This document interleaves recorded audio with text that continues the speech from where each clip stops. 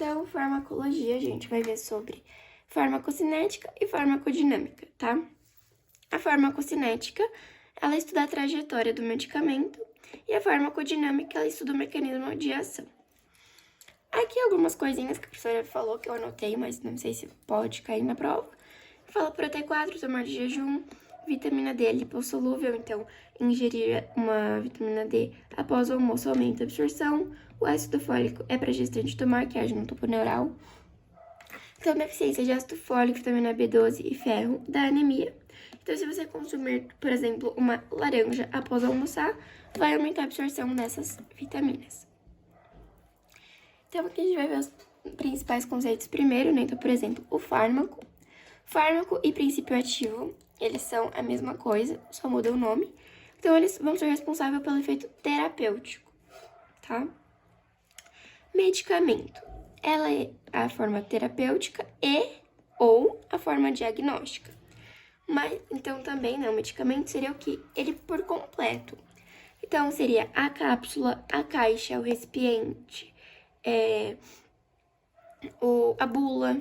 Então, seria praticamente tudo, né? Aquele que a gente compra o medicamento, assim, a caixinha do remédio.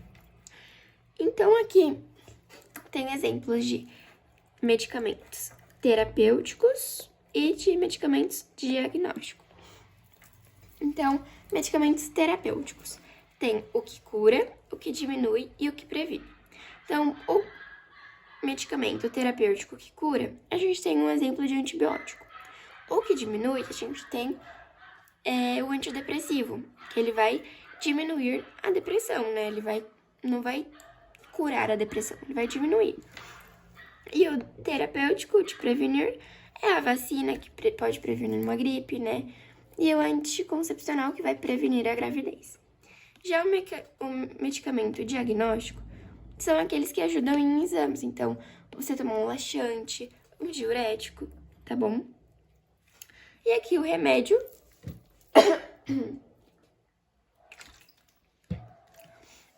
é um termo usado para todos aqueles que curam, aliviam e evitam uma enfermidade, usado de uma forma abrangente. Então, por exemplo, pode ser substâncias químicas, como os fármacos, né, que são os remédios, mas também pode ser agentes físicos, como massagens, tudo que alivia, então massagem, terapia, tá? Então, aqui, resumindo, é tudo que é usado para melhorar o paciente. Então, terapia, o remédio, uma natação, uma caminhada. Placebo é tudo aquilo que não tem propriedade farmacológica, ou seja, ele é sem PA. Ou é uma concentração muito baixa de PA, que então, né, dá na mesma. Então, ele não faz o efeito terapêutico. Então, para que ele é usado? Para estudos clínicos, né? Para diminuir o uso de medicamentos. Então, aqui a gente vai ver sobre, então, a farmacocinética e a dinâmica. Mas primeiro tem os formatos dos remédios, tá? Aqui é coisa simples. Então, tem forma sólida, líquida, pastosa e gasosa. Sólida, comprimido, drágia, cápsula, pó. Líquida, xarope, solução, suspensão. Pastosa é a pomada, creme, gel, pasta. Gasosa é o aerosol. Então, aqui eu tô explicando um pouquinho, né, como tomar. Então, por exemplo, comprimido que tem só o risco no meio, você só pode cortar no meio. O que tem 4 riscos, você pode cortar os 4 partes. E o que ele é inteiro, você não pode cortar. Então, aqui são essas coisas. Se quiser tirar um print pra depois ler. Próximo, agora a gente vai entrar em farmacocinética. Então, a farmacocinética é o percurso do fármaco pelo nosso organismo. Então, a gente vai ter 4 etapas: a absorção, a distribuição, o metabolismo e a excreção. Para guardar, eu lembrei de ADM e o E, né? ADME. Então, a absorção significa que o medicamento foi para a corrente circulatória. A distribuição. O medicamento vai para vários lugares além do local de ação.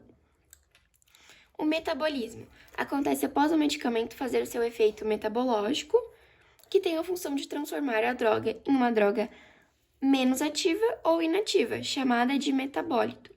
Então, esse metabólito, ele é mais hidrossolúvel. Sendo hidrossolúvel, ele vai ser mais fácil eliminado pela urina. Então, depois da metabolização, a gente tem a excreção, ou seja, que é a eliminação da droga. Então, a maior parte dela vai sair pela urina. Então, aqui para lembrar, o fígado ele é responsável pela metabolização e os rins eles são responsáveis pela eliminação. Então, agora a gente vai ver um pouquinho mais sobre cada parte. Primeiro, a A, que é a absorção. Quando cai na corrente sanguínea, né, circulatória, que é o sangue. Também a gente tem a biodisponibilidade e a bioequivalência dentro da absorção. A biodisponibilidade ela é muito importante, porque ela que vai definir a dose de administração e a fração que vai chegar pra gente, né, do remédio. Então, é a quantidade que chega no sangue de forma inalterada. Então, ela é importante, né, considerar a dose inicial. Então, aqui, para P1, a biodisponibilidade, ela vai ser diferente das vias? Sim. A via intravenosa vai receber mais. Então, seria praticamente isso aqui, ó. O caminho do remédio, né? Então, a absorção seria quando cai na corrente circulatória. A via oral, que é o que a gente tá acostumada, né? Ela passa pela boca, faringe, esôfago, estômago, intestino e aí sim vai para a corrente circulatória. O sublingual, ele vai para a mucosa sublingual, chega nos vasos e vai para a corrente circulatória.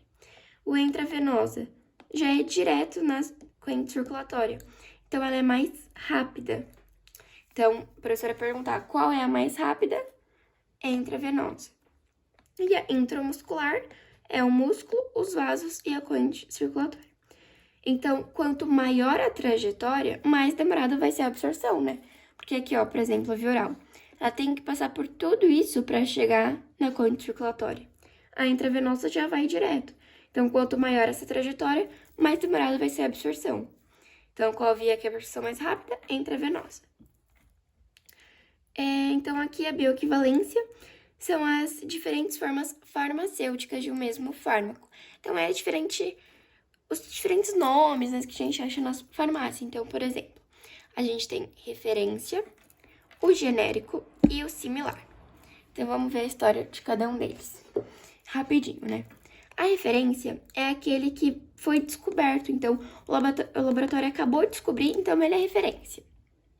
Então, por ser uma descoberta, por ser uma coisa nova, ele vai ser muito mais caro. Porque tem o custo de produção, custo de propaganda, passa por vários testes de qualidade, passa pela patente, que essa patente significa que só a farmácia, né, o laboratório que descobriu vai poder vender ele por 10 anos. Depois desses 10 anos da referência, vai ser criado o similar, que seria a cópia. Então, vai ter o mesmo princípio ativo, a mesma dose, são bioequivalências, né? Só vai mudar o nome. Então, a lei, né, do similar tem que passar pelo teste de qualidade. Então, há 5 anos atrás, não tinha isso, né? Então, assim, vamos comparar. A referência, ele é mais caro, porque ele, né, acabou de ser descoberto. Então, o laboratório que descobriu pode vender ele por 10 anos. Nenhum outro pode. Acabou esses 10 anos, aí tem o similar, que é a cópia, e ele vai ser mais barato, né? Porque ele não teve todos esses custos que a referência teve. Em 99, o governo criou a lei dos genéricos, que é a cópia da referência, né? Que são esses aqui. Então, ele não vai ter nome comercial, mas ele vai ter o mesmo PA, mesma forma, passa pelo controle de qualidade, e ele vai ser mais barato ainda que o similar, tá? Então, aqui também tem outra coisinha explicando. Então, como foi 5 anos atrás só que o similar né, teve como obrigatoriedade o teste de qualidade, então, assim, 5 anos atrás faz pouquíssimo tempo. Então, o governo, lá em 99, criou o genérico para ser mais barato para a população e também ele tem, desde 99, o teste de qualidade, sendo que o similar teve só 5 anos atrás, tá? Então, aqui tem outra coisa. Por que às vezes os genéricos não funcionam?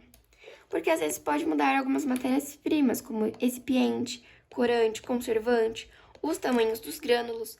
Então, pode alterar na hora da absorção, tá? E aqui tá falando que o micronizado é o melhor. Então, aqui ainda na absorção, tá?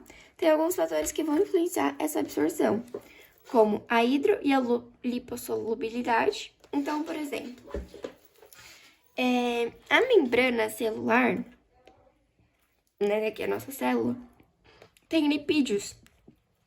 Ou seja, um medicamento sendo lipossolúvel, né, são mais fáceis de ser absorvido. Por quê? Porque a nossa membrana celular tem lipídios, então vai entrar de uma forma mais fácil. Então, lendo aqui, né, pra ver. Então, as drogas, elas são classificadas em lipossolúveis e hidrossolúveis. E as lipossolúveis, elas são mais fáceis de serem absorvidas em relação às hidrossolúveis. Tá bom? Seria basicamente isso. Porque aqui ele vai ter mais afinidade. Então, vai absorver mais rápido. 2. Massa molecular do fármaco. Então, quanto maior for a massa molecular e o tamanho das partículas, menor será a absorção. Porque quanto maior for, é mais difícil de entrar, né? Então, aqui é 3. Área de absorção e vascularização do tecido.